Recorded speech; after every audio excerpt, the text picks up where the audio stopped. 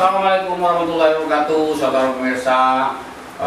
Sore ini studio Puyang Sabar Agung Posutup didatangi oleh salah seorang tokoh tua beliau ini, dan beliau juga bergerak beberapa organisasi kepemudaan dan masih aktif di Sekretaris HIPMI Kabupaten Ogan Ilir. Pak Medi Irawan, selamat sore. Selamat sore Pak Haji. Ya, Pak Medi Irawan, SSI MH.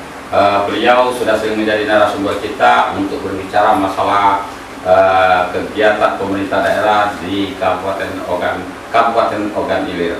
Pak Medi, baru-baru ini Pemda Ogan Ilir mengadakan rolling pejabat, tapi di dalam rolling itu ada juga pernyataan Wakil Bupati bahwa ada beberapa pejabat yang tidak menjalankan regulasi inovasi tupoksi sehingga dianggap gagal. Tapi Pak Medi, banyak juga yang bertanya kepada saya, Pak Haji katanya mereka dianggap gagal tapi masih diberi jabatan. Ini bagaimana menurut Pak Medi? Silakan. Jadi terima kasih Pak Haji. Ya. Alhamdulillah hari ini kita bisa berbicara kembali soal beberapa peristiwa yang sudah kita lewati. Ya. Termasuk diantara seperti disampaikan oleh Pak Haji tentang pelantikan para OPD ya. Terutama beberapa kepala dinas dan beberapa jabatan kadit dan kemudian eselon dan bawahnya. Nah, tentu dari pengamatan saya sebagai tokoh masyarakat dan juga aktivis Pak Haji, saya cenderung menyampaikan bahwa sejarah adanya pelantikan beberapa hari yang lalu tentu dilatar belakangi oleh adanya suatu perubahan aturan terkait nomenklatur yang berubah Pak Haji. Lalu kemudian ada beberapa perubahan pejabat yang dalam hal ini saya sepakat dengan apa yang disampaikan oleh Pak Ardani bahwa visi dan misi Bapak Bupati Kabupaten Ogan Ilir ini belum bisa terrealisasi oleh para pemimpin ataupun kepala-kepala OPD yang diberikan kepercayaan mulai dari pelantikan pertama sampai dengan pelantikan terakhir tadi. Kenapa saya sampaikan begitu Pak Haji? Karena program-program yang dikerjakan oleh para OPD ini tentu di program-program lama Pak Haji. Program-program lama yang tentu belum banyak inovasi yang dikerjakan oleh para OPD yang dilantik beberapa waktu yang lalu. Tentu kita menyadari betul bahwa pelantikan OPD ini tidak terlepas Pak Haji dari konsekuensi pelaksanaan pilkada tahun 2020. Tentu bagi kepala-kepala OPD yang senior tentu dipertahankan sebagai bagian dari balas budi Pak Haji. Ini tentu saya katakan seperti itu Pak Haji. Karena apapun bentuknya sebelum dia pensiun dia harus merasakan dulu buah dari kemenangan daripada pilkada 2020 yang sudah memenangkan bupati dan wakil bupati kita Pak Haji. Itu tentu. Sehingga kita sekarang belum merasakan Pak Haji betapa manisnya hasil program dan inovasi yang sekarang ini menjadi visi Pak Bupati dalam menuju Ogan Ilir bangkit. Tapi Pak Bupati sendiri bersama Wakil Bupati dan Sekretaris Daerah, saya lihat mereka baju baku itu. Betul. Baik bermasyarakat maupun membuat program-program untuk memacu supaya para OPD ini berinovasi sehingga apa yang dipercayakan itu bisa terlaksana. Ini bagaimana menurut Anda? Jadi Pak Bupati, kemudian Wakil Bupati, Pak Sekda ini tokoh-tokoh senior yang memang punya visi Pak Haji. Tapi tentu visi ini harus didukung oleh anak buah yang handal, yang mumpuni dan punya kompetensi. Tapi kalau mereka tidak punya inovasi itu percuma Pak Haji. Nah, kali ini saya melihat bahwa di jajaran kabinet sekarang ini yang sudah dibentuk, sudah dilantik oleh Bapak Ardani Wakil Bupati yang lalu, banyak sekali pejabat-pejabat yang baru, yang kompeten, yang mudah-mudahan bisa memunculkan inovasi dalam rangka satu mewujudkan Ogan Ilir bangkit yang lebih maju. Lalu kemudian mengubah tata kelola pemerintahan yang baik. Ketika memunculkan inovasi-inovasi yang bisa membangun daerah Ogan Ilir ini, supaya Ogan Ilir ini bisa artinya maju, kemudian wajib, kemudian dia itu daerah yang WTP kan wajar tanpa pengecualian kan. Lalu kemudian menuju Ogan Ilir. Tapi juga ada yang dianggap gagal tadinya, diberikan kepercayaan tapi masih dipakai, mungkin mereka memberikan kesempatan untuk kedua kali. Ini prerogatif Pak Haji. Ini prerogatif Pak Bupati. Yang tentu kita tidak terlepas dari konsekuensi pilkada 2020 tentunya bahwa mungkin bahwa skill dan keahlian yang katakanlah tadi dibilang gagal oleh Pak Ardani tentu ketika dia nanti dirubah ataupun dipindahkan ke OPD yang lain, tentu ini mungkin bidangnya Pak Haji.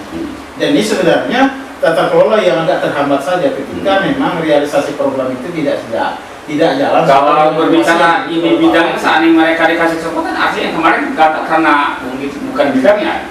Tentu itu konsekuensi Pak. Ya. Saya memaklumi bahwa bagi kekuasaan ini tidak terlepas dari konsekuensi pilkada 2020. Tentu untuk mengisi satu jabatan tertentu Pak Haji, bupati dan wakil bupati barangkali tidak bisa berpikir banyak ketika tuntutan daripada kawan-kawan yang sudah bersama menangkan beliau, akhirnya maka dicoba menjadi menjadi trial itu menjadi uji coba kan dalam beberapa bulan. Apakah memang mampu atau tidak kan? Nah ternyata ada yang mampu, ada yang tidak. Itu hanya sesuatu hal yang baru yang terlihat saja Pak. Yang lain itu hampir-hampir rata-rata sama. Mudah-mudahan kegagalan ini tidak menjadi pihak membawanya karena hukum. Kita berharap begitu. Ya harapan kita begitu Pak. Ya. Sekarang mereka mungkin tidak berinovasi saja. Iya. Tapi kita harapkan kita begitu. hal-hal yang melanggar hukum yang sekarang banyak dibicarakan tentang korupsi. Bagaimana menurut Pak? Jadi sejauh pengamatan saya Pak Haji, ini bukan persoalan ranah hukum tindak pidana korupsi. Tapi ini persoalan sumber daya manusia dan kualitas daripada kepemimpinan individu artinya. Individual. Kesiapan individu. Betul Pak Haji. Jadi kita nanti berharap bahwa dengan adanya rotasi di kabinet ini, tentu kita harapkan bahwa ini memunculkan tipe-tipe kepemimpinan yang sesuai dengan tracknya. Jadi on the track, artinya sesuai dengan kemampuan dan skillnya. Nah ini uji coba lagi menjadi bagian dari persoalan uji coba yang dalam hal ini betul-betul menetapkan orang-orang yang sesuai dengan skill. Nah kalau ini masih gagal, tentu Pak Bupati harus betul-betul mengadopsi, artinya mengadopsi SDM yang tidak hanya dari organisasi tapi dari luar yang punya kemampuan boleh masuk ke sini. Boleh masuk. Kita sangat percaya dengan Pak Adani Pak Bupati. Beliau ini walaupun ini dalam sikap yang saya katakan ini sebuah bentuk yang KKN tapi intelektual berbasis intelektual. Rusli itu kabar keuangan yang baru itu kerabat dekat Pak Adani tapi dia punya kemampuan, dia lulusan STAT yang nanti kita buktikan nanti dalam wujud kinerja dia sebagai kepala program perencanaan keuangan daerah. Nah, mudah-mudahan dia mampu membawa gerbong ini dalam hal penyusunan perencanaan keuangan berjalan pembangunan di Ogan ini. Pak Medi, kita juga melihat ada beberapa mantan pejabat dari kampung sebelah yang ingin mengabdikan pengabdiannya ke Kabupaten Ogan Ilir. Ini bisa kita lihat tapi sekarang belum diberlakukan. Ini bagaimana menurut Pak Medi? Sepanjang yang saya asumsikan tadi bahwa kalau betul-betul dia senior kemudian punya kompetensi dan mampu untuk ikut membawa wajah Ogan Ilir menjadi lebih baik, tentu Ogan Ilir harus welcome, Pak Bupati harus welcome. Dalam hal ini tentu harus kita buktikan. Sepanjang dia memang mampu di daerah sebelah itu kemudian diterapkan di Ogan Ilir, ya kita harus bangga Pak. Pelantikan kemarin, pelantikan yang kesekian, ada deadline waktu menurut pemikiran Pak Medi, berapa lama ini mereka dikasih kesempatan supaya bisa dinilai? Paling tidak 1 semester Pak. Jadi 1 semester itu bahwa anggaran kita ini kan jatuhnya ke tahapan itu 3 bulan, kita mungkin agak tidak punya waktu untuk mengejar pelaksanaan program, tapi di triwulan kedua kita punya waktu yang sangat baik untuk melaksanakan program-program sebelum kita pembahasan di APBD perubahan Pak. Sehingga nanti kelihatan bahwa program OI sampai dengan semester pertama bulan 6 sampai dengan bulan 7 kelihatan program apa saja yang terwujud sesuai dengan visi misi Pak Bupati yang paling urgent, baik itu dalam hal konteks pembangunan daerah maupun dalam hal mensejahterakan masyarakat, baik di bidang kesehatan, di bidang sosial, kemudian bidang pendidikan. Nah tentu akan kita lihat Pak sejauh mana kemampuan daripada OPD ini untuk melaksanakan visi dan misi Bupati sesuai dengan kemampuan daripada OPD tersebut.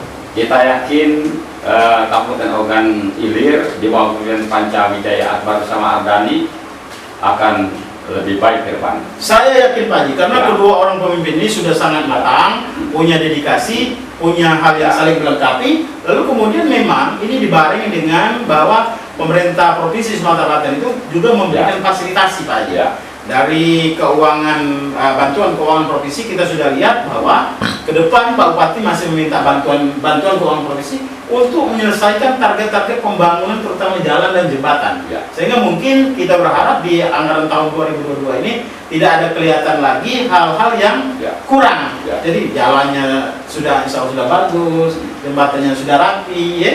Nah, tinggal kita berbasis APBD organ hilir ini bagaimana kita membangun kesejahteraan masyarakat. Artinya OPD yang diberi percaya ini ke depannya harus betul-betul berinovasi untuk mempercepat mengejar ketinggalan 1 semester. Betul. Harus punya tanggung jawab besar Pak Haji OPD ini. Kalau tidak punya tanggung jawab besar, mulai dari sekarang harus sudah berpikir 2 kali. Silakan, ini menurut saya, silakan mengukur diri dan silakan mengundurkan diri kalau tidak mampu. Lebih baik mengundurkan diri daripada dimundurkan. Pak Bupati, Wakil Bupati itu sudah punya prerogatif yang matang menentukan orang-orang itu. Sekarang bukan saatnya lagi untuk membalas budi, tapi bekerja. Fase balas budi sudah selesai, Pak. Sudah selesai. Ini fase terakhir. Sudah dikasih kesempatan. Sudah fase terakhir, beberapa hampir 9 bulan. Awal tahun 2022 ini pasti kerja sampai dengan 1 tahun pemerintahan Pak Bupati. Pasti kerja ini harus sudah mulai.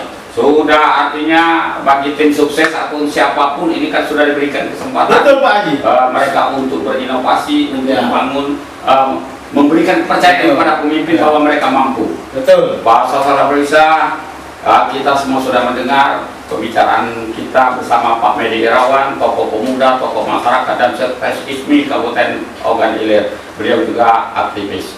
Mudah-mudahan ini menjadi masukan yang berharga bagi pemerintah daerah Kabupaten Ogan Ilir, terutama Pak Panca Wijaya sebagai Bupati dan Abdani sebagai Wakil Bupati, serta Sekretaris Daerah Kabupaten Ogan Ilir dan para anggota dewan yang sudah lama terbentuk menjadi mitra pemerintah daerah. Lebih kurang kami mohon maaf, kepada Allah saya mohon ampun. Wassalamualaikum warahmatullahi wabarakatuh.